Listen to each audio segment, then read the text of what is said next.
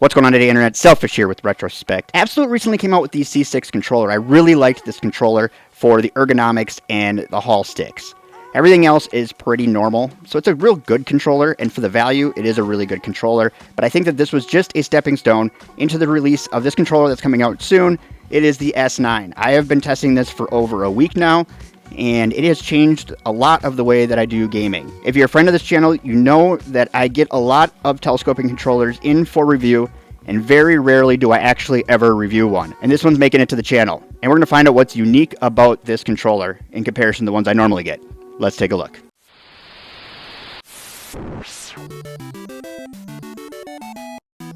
I don't think it's any secret that I've got a drawer full of telescopic controllers that I have the best intentions of reviewing someday.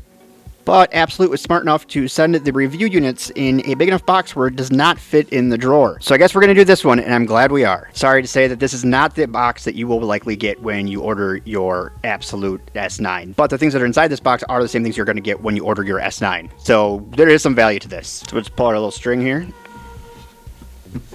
And we open like a book. We have the unit itself right in here, so we do have the S9 inside the box.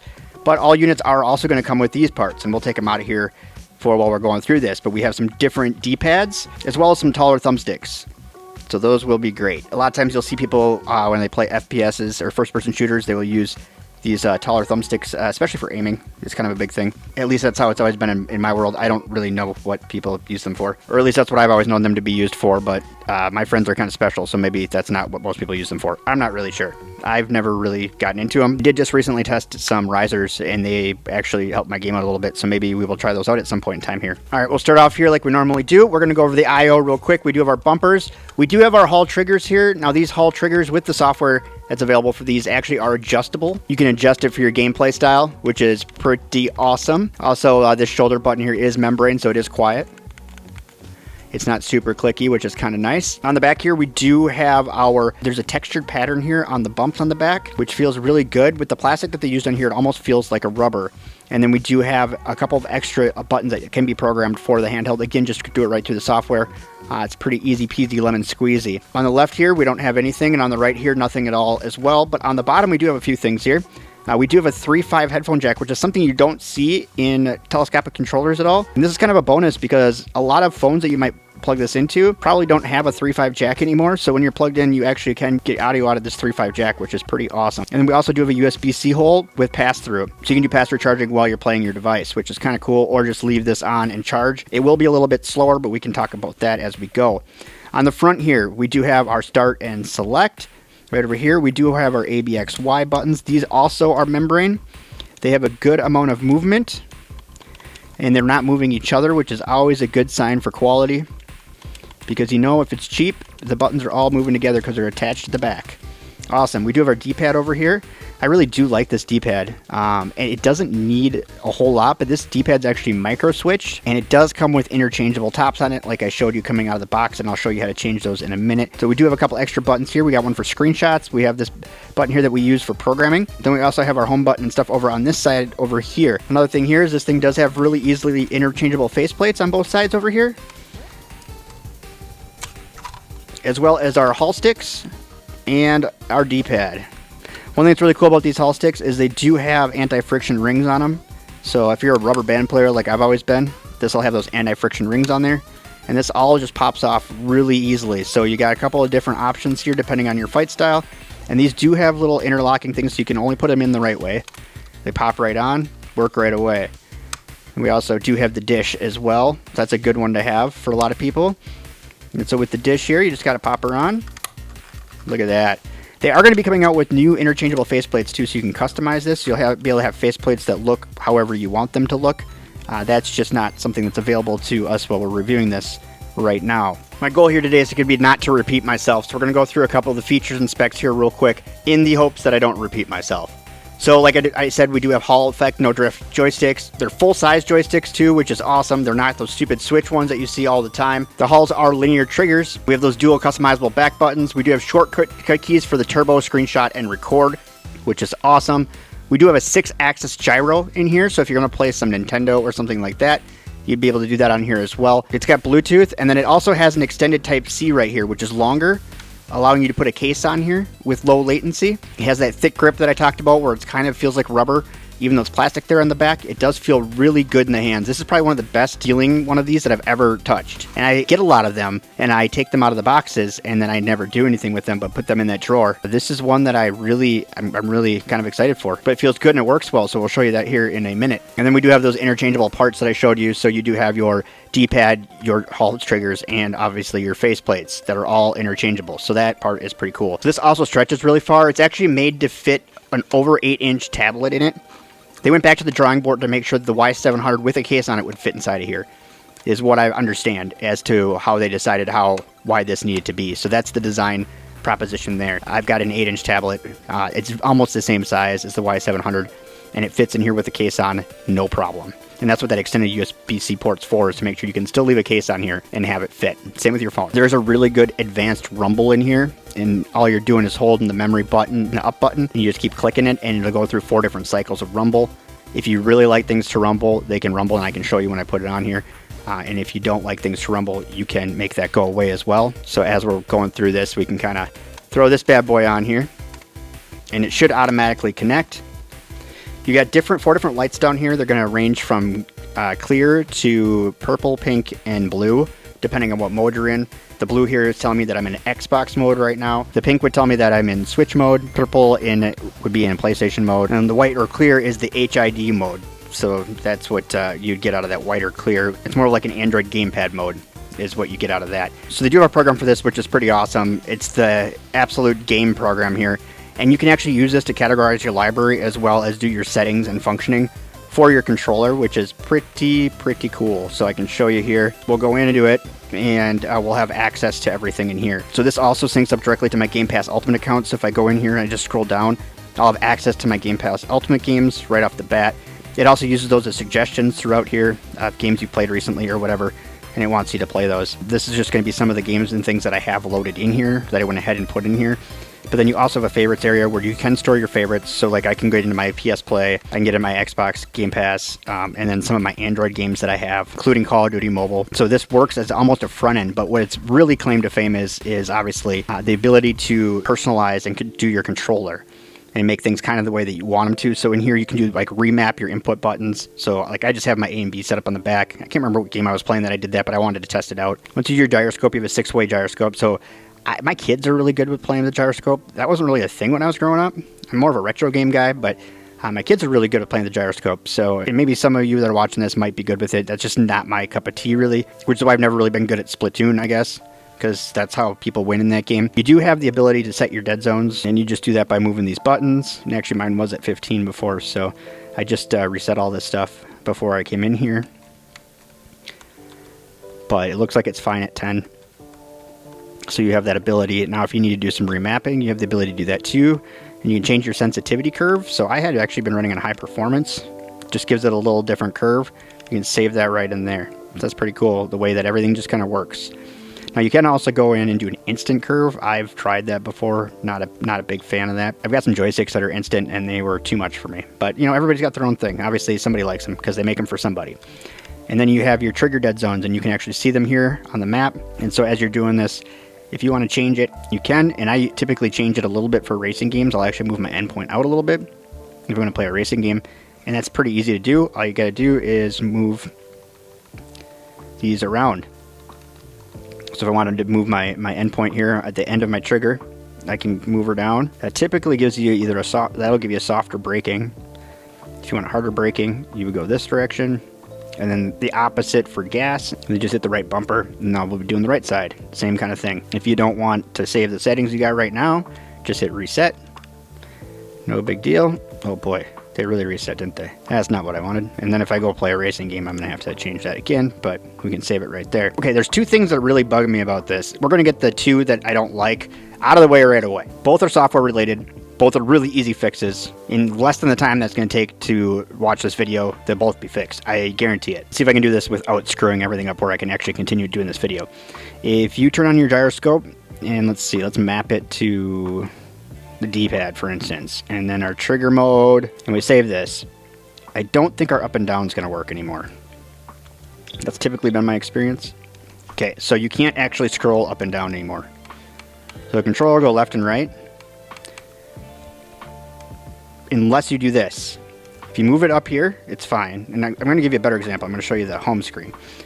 So if we go back to the home screen, I'm scrolling down. Fine. But as soon as you get too flat, it'll stop. When you're up here, it'll be fine. Yeah, so it'll go. And then when you go flat, sometimes it'll just shoot that up there, or it'll stop completely. So it kind of throws the whole thing off. It's not the worst thing in the world because it's easy to fix. But see, now, oh, there we go. Every once in a while, I'll catch it. But it really depends on how flat this is. The flatter this is, the less it's going to work. But if you stand right up, you can get it to work. So just a word of the wise, if you end up where you're not able to go up and down, this is what's causing it, is this gyro setting right here. And what I did before to stop is I just turned everything, I reset it all and turned it off. And then it all works easy peasy again. And I'm going to show you the other thing that drives me nuts, because everything after this I really enjoy. So we're going to go into Bluetooth. And we should be in Xbox mode. So to do this, you hit this twice. And then you hold this. There we go. And now we're in Xbox. Alright, so, and that's only did that because it's saved. So each controller profile is saved separately. It's like Pro Controller is Sony. One will say Android Gamepad, that'll be the HID control. And then one, let's see, Pro Control, Xbox is that one. Kind of a simple system that they have here. But it gets a little confusing because you have to go through and pair each one separately as you change the controller styles. But we are going to jump into Call of Duty. And I'm going to show you something. And this is going to be a known issue if it's not known already. I had a couple other reviewers check on this too, and they're doing the same thing. So this is another easy fix. This is probably a 5-minute fix, if that. And I'll explain to you what's happening once I show you. All right, so once you're here on your main screen, just go into your settings. You're going to go controller. If it's not already connected, you'll have to hit connect. Mine's connected. It's reading as an Xbox controller. So I've got an Xbox controller on here now. So now it's going to tell me I can only play games with other people's controllers. But we're going to run into a weird issue. And we'll see what happens. I'm not going to hit any buttons. Oh, I guess I have to select. Okay, so I'm not going to hit any buttons now. Okay, so nothing's happening. As soon as I move it, you're just stuck looking at the clouds. And then you hit the right joystick, or the right trigger, and it brings your gun down. And you can't actually move other than doing this, and you can't shoot or anything. All you can do is change weapons and spin in circles. That's it, until you die. So I am going to show you what's going on. We're back here in our mapping tool or program here, and we are going to look at the controller, and we're going to look at the output from the joysticks. And we should find that the right joystick is messed up. It only happens in Xbox mode for some reason. So if we look at dead zones, they look fine now, but this one moves. And that one is stuck. But, so what's happening is the right joystick under Xbox is binded to the right trigger. So easy fix. I have every confidence, actually it's binded to both triggers. Look at that. I have every confidence that it will get fixed, but right now, and this is pre-launch, by the time you guys get this should easily be fixed, but just something to be aware of in case you do run into this issue. This is what's actually happening. It's a software issue. It's not anything that's physically wrong with the device at all. And these guys have a software team specifically working on this application, which is why I'm not showing you a ton today. I wanted to kind of give you a preview of just kind of like how good a quality the handheld is itself, or the controller is itself. I don't want to get too into the weeds on the software because we already know that we're getting a software update here in a few days. And that's going to include mapping the touchscreen. So right now we don't have that ability. If you notice that wasn't an option, it was to map the touchscreen. So that will be an option, will be to map the touchscreen. So now the only way I can get out of this hell that I'm in right now is to kind of reset the controller. So instead of being in Bluetooth mode, we're going to go just into wired or connected mode, which would be like a wired mode. And then we also need to, there we go. And then I think we should be good. Yeah. So now we're good. Oh, that's a long throw. Okay, we're going to swap that back. Also, I should have swapped the D-pad because there's no way I would have been able to play a game with that. You can't use a wired controller when playing Call of Duty Mobile, so you don't really have a way to do it right now. But by the time you get your hands on this, I guarantee you that'll be fixed. See, everything's fine. So it's only a problem with wireless Xbox and you can still play Game Pass and stuff without being wireless. So right now it's connected. Here you're gonna have the least amount of latency, which is why they don't allow you to do this when you're playing games like Call of Duty, and that's why they put you into matches with other people with controllers. They try to make the matches as even as possible. So if you have a controller, it has to be connected wirelessly. Technically, you kind of get away with it if you're using a 2.4 gigahertz controller versus Bluetooth, but there is a latency difference there, but not nearly as much of a difference as there is between being connected or wired and Bluetooth. And the latency on this is pretty low to begin with. I did mention changing the vibration earlier. We don't need to actually change this to do it, but we're going to just because it's more natural for me to have an actual D-pad here. In order to change your vibration, just hold the M and then the up button. Just keep tapping it. I don't know if you can hear that through my microphone, but there's 4 different settings. It can vibrate. It vibrates very well, and it's so well balanced. And then the vibration it feels different than a lot of things. 'Cause a lot of controllers are unbalanced because of vibrate, but these aren't the same vibration motors that most controllers have in them. So instead of like the little buzz like watch battery motors that are in a lot of handhelds or in a lot of controllers even, these have asymmetrical like small rotor vibration motors in them. So they're more responsive, they're more precise. They give you some good vibration. They really do feel a lot more authentic, I guess you could say. In here you will have your touch ability. So if you're playing an Android game that doesn't have controller support, you'll be able to go in here and set up your touch ability. Then you'll still have that support of your controller. Even though the game itself, like a Genshin Impact or something of that caliber, that doesn't have controller support on Android, you'll gain that by having this application. And as you can see in here, it does work as a front end, so I've got all my favorites and some of my games, and then easy access to my subscriptions right out of the actual application itself, which is really cool to be able to just get into anything right from here. I even get into my front end from here, so I'm actually right now testing out Beacon front end on a couple of my handhelds, so I thought I'd put it on here, and so I can actually still get into the front end that I'm testing right now. It unfortunately doesn't bring you back into there, but you can actually get back into it by going this way, the ability to add an Android app. So I just added this app, and then it brings me back to here. Touchscreen mapping that we just discussed is free on here. A lot of different companies charge for it, but if you get like a Backbone one, you still have to pay a subscription to be able to use the touch support. So just something to keep in mind. And you'll see when I'm going through gameplay too that this does work with remote play. Some of the controllers out there don't for some reason, but this one specifically does connect with remote play. So that's a huge win for this controller. And then we obviously know it has Bluetooth support. I can't think of any other controller I've tested that has Bluetooth support that also has a connected support, because most of them are either one or the other. So they're either Bluetooth only or connected. I can't remember any that are connected that still offer Bluetooth as an option, which is why you're able to play Call of Duty on here, for instance. Call of Duty does support the Backbone as well. They do have a deal with Backbone, but again, you have a subscription service with Backbone to use a lot of their features, but they do have I don't know if a contract or whatever, when you go to select your controllers, Backbone is in there. But when you go away from Backbone, the other controllers don't have that. So I'm not sure on the connected ones how they're getting in there, or if they are at all. And this does work on iOS and Android. I haven't got around to updating my phone yet, so because I'm feeling cheap right now. No, my phone's working really good right now, so I have decided not to switch it out yet. But you do have emulation now with Delta and some other apps on iPhone, so that's pretty cool that it's available, and like good timing to be coming out with a controller like this right when Apple is able to start doing emulation. Works great on my iPad Pro. Unfortunately, this stretches out to 216 millimeters, so just a little bit bigger than my tablet is here with a case on. Most controllers are between like 175 and 210 millimeters, so this is still a little bit bigger, at least by 6 millimeters. Even over the Razer Kishi Ultra, that one's 210 millimeters.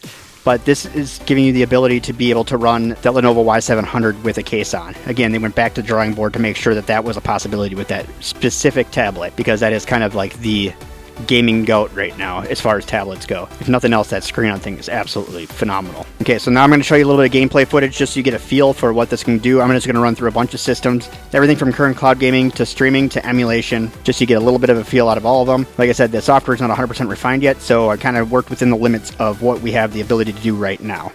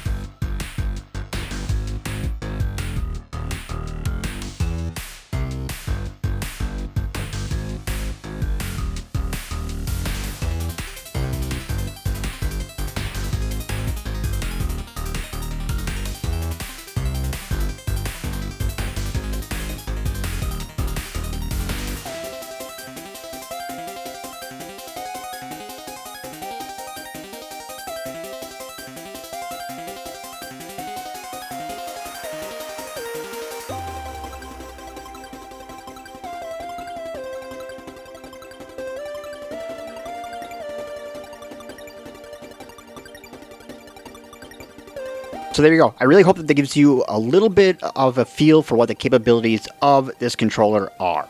It really is a wide spectrum from everything from retro to current, and you can play pretty much any system that you can have a device that supports that system. That's always kind of the gimme on the controller, right? It is small enough too where if you are going to put it in your backpack or something like that, it's not terrible. As soon as you unhook it, it turns itself off. It doesn't have its own battery, which is nice. You don't have to worry about charging this, and with that pass-through charging, your device, whether it be a tablet or a phone, will charge while it's on there. Between the rumble motors that are in here that just feel awesome compared to what normally you would get, the D-pad replacement, that 8-way is awesome for fighting, well, fighting games anyways. The joysticks and having that anti-friction ring on here is really cool. No more rubber bands for me. I'm excited to see what kind of faceplates they'll come out with it for it too. Now the Kickstarter for this is going to be starting live right around the time that this video posts. If you're seeing this video, Kickstarter's already going. I got a link down there in my thingamabob. That's going to go right over to the Kickstarter page if you want to back this item. For the first 300 people, this will be $49 for this premium controller. And then for everybody else after that, while the Kickstarter is running, it will be $59. The retail price on this is $89, which is still a really, really good deal for this. I think that the price to performance, price to value, is really beyond that $89 mark in comparison to some of the $100 plus ones that I have reviewed in the past. But if you can get on right now, jump on board. I think it's a good purchase. It's only going to get better from here. And I did get confirmation that they are working on those couple of software things that I talked about at the beginning of this video. So I would imagine that those will be fixed sooner than later. This video's already got long enough, and I think that you can feel my excitement for the value that this offers in this price category. There just isn't anything else like this. Now I want to know what you think about it. Leave some comments down in my comment section.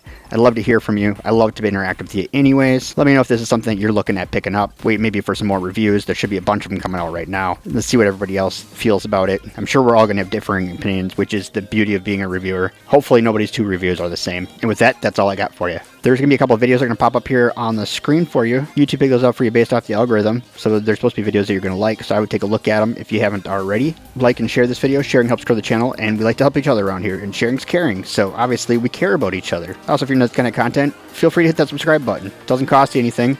And all you do is get a bunch of free content. But that's all I got for you today. Thanks for watching. Bye-bye.